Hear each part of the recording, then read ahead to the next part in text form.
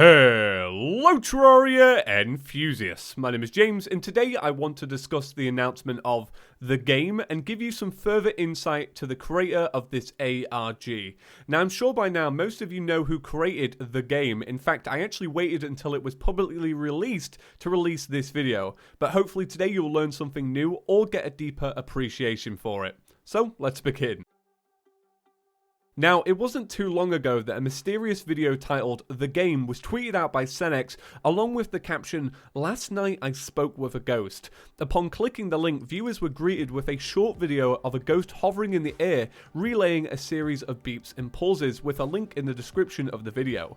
Now, fans of games like Call of Duty Zombies would know instantly what to do here, so it didn't take long for viewers to figure out what form of cryptography was being used here, which ended up being Morse code, and translating and sharing the letters T3RR4RIAN5, which just stands for Terrarians, and then using that password to download the map file from the link in the description.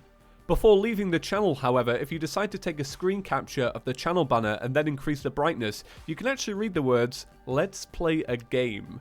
Now, the adventure map is all about trial and error. Every time you take the wrong path, you are given one of 26 possible deaths, with 4 routes actually being safe and allowing you to progress onto the next part of the map. Now, if you make it to the end of the map, you are greeted with a row of switches, where you simply need to switch the 4 items representing the correct route, and you are then dunked into a pool of water. If you try and search the treasure at the bottom of the ocean, you'll be attacked by a shark, but if you leave it behind, you'll be given the ultimate reward to an unlisted and now released Yrimir video after his 734-day hiatus, which if you ask me is the most rewarding thing there is for a Terraria fan.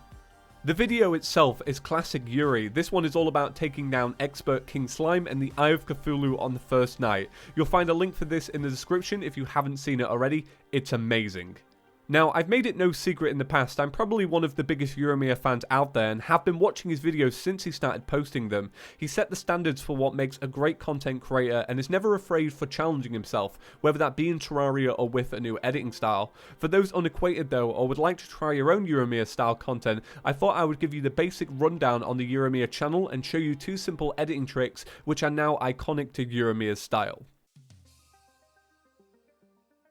So Yrimir is a Swedish gamer who created his channel on March 27th, 2011, just 50 days before the release of Terraria and only 9 days after the creation of this channel. His first video uploaded on the channel was on May 16th and showed him taking down the Eye of Cthulhu in the leaked alpha edition of the game. However, I personally believe the version he used in this video was due to the fact he was some form of beta tester. For his first couple of uploads, Yrimir simply showed off his first time fighting bosses in Terraria with no music or text, and it wasn't until the Goblin invasion he started using text to explain what was happening, but also as a method of explaining to new players how to go about various parts of the game. Some of his early tutorials include farming, finding secret chests, and crafting armor.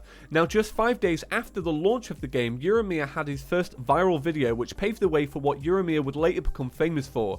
The video was a boss battle against all 3 of Terraria bosses all at the same time, which was something nobody had attempted before. This was in fact the first time Yrimir would be labelled the God of Terraria. For the next couple of months, Yrimir continued to post various tutorials that always had a creative twist to them. Each video would include some kind of gaming reference, and usually for every farm he built, he would also include some kind of art to go along with it. It was at this time people began to realise Yrimir had no intention of adding his voice to the video or reveal anything about himself. This paired with his amazing talent at the game made for a really interesting personality to watch. Each video relied heavily on self-discipline, doing things because they're fun and giving everything 110%.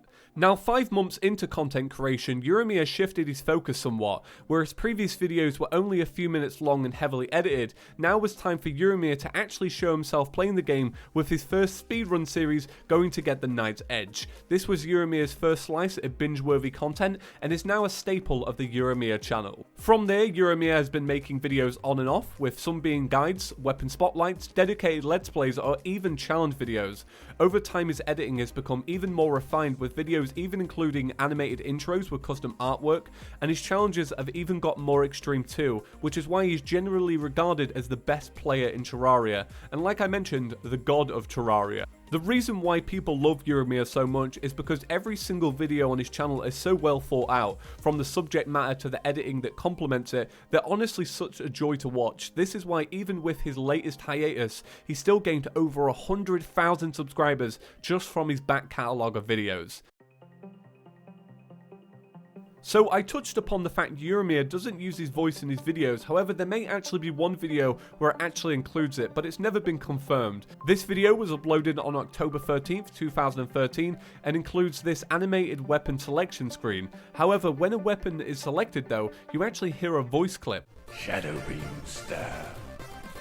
Now, like I say, this has never been confirmed, but I've always believed that this was his voice. There is also a video where you can hear him clapping his hands to the beat of a song. This one is from May 4th, 2013, and it sounds great. Now, Yrimir's editing is famous at this point, and I thought I'd show you two simple things he does just to make the video quality even better. The first one is for his Let's Plays. Now, Yrimir will only record the game sounds when he's recording all of the raw footage, so when he speeds it up, the background music doesn't become all distorted and weird. He will then simply edit in the appropriate background music so that you can enjoy the fast-paced parts, but with nice flowing music.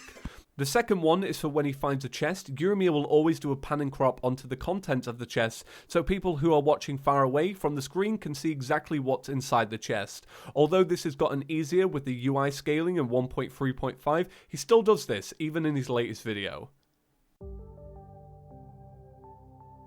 So I've always wanted the chance to talk about Ningashu in a video before, and I've never really had the chance. Ningashu is a very similar channel to Yrimir, adopting similar editing techniques and dishing out amazing gameplay.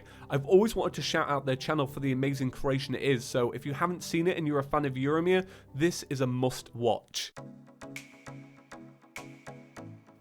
So in conclusion, it's absolutely amazing that Yrimir has returned to our community, especially in such style. He is the best content creator on the platform for Terraria and deserves everyone's love and respect. You can find all the appropriate links to his works in the description below, as well as some of the videos I have mentioned here. So, thank you all for watching, and I'll see you in the next one. Peace. Welcome back, Yrimir.